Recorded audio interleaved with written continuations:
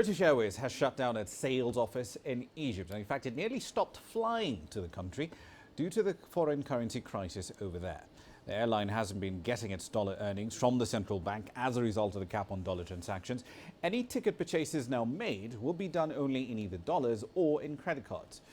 And as this crisis unfolds, the tourism minister says the situation has been resolved and the central bank will pay the dues, estimated at about $11 million, to the airline, but it'll happen in installments.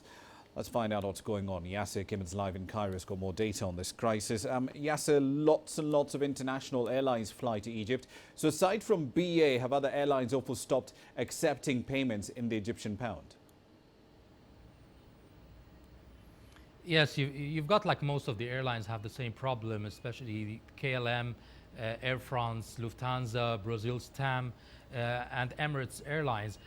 They are a few of the biggest who've been complaining and threatening to take action. So it's not just British Airways. British Airways came to the limelight because it actually took action. It did not threaten, did not discuss the situation. It took action by suspending its sales operations in Egypt, and just you can only buy tickets through by paying in dollars or through the credit cards online.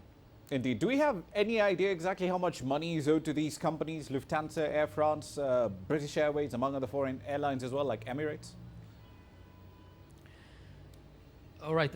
According to our sources, which is not the official source, but the numbers we got from the Ministry of Tourism, unnamed sources, Air France, KLM, we're talking about around $15 million, BA 11 million, Lufthansa 17 million, and Brazil's TAM is around 10. But the most astonishing one is the Emirates Airlines.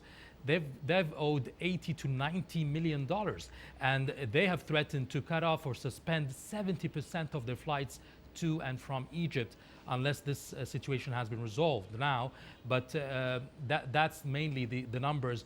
We're told that unofficially about 480 million are owed to different airlines in total. Indeed, that's a really, really large number. One final question for you, Yasser. The central bank in Egypt doesn't want to devalue further. It's the fear there being that it will stoke the fires of inflation. But where can it find the hard currency it needs to actually boost its reserves then?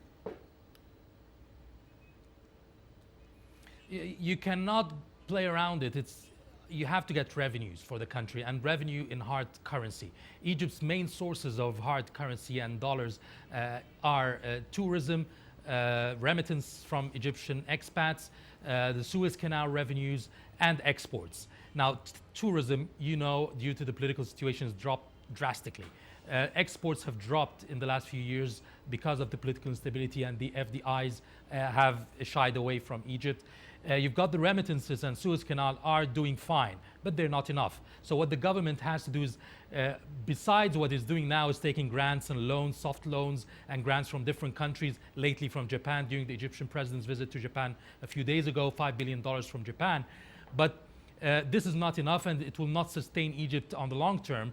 And it has to control exports by establishing plants, increasing Egyptian local businessmen efforts to establish products and to export out of Egypt, and then attracting foreign direct investors to also work in Egypt and export and bring in foreign currency. And then you've got the tourism, which will come back in time once this political situation, security situation is top notch. Indeed, we'll keep tabs on that story. Thank you for that. That's Yasser Hakim live in Cairo. Now, just of course to illustrate what he was talking about, year on year, tourist traffic to Egypt in January 2016 down by 46%. It's an enormous decline in revenues right across the board. Now,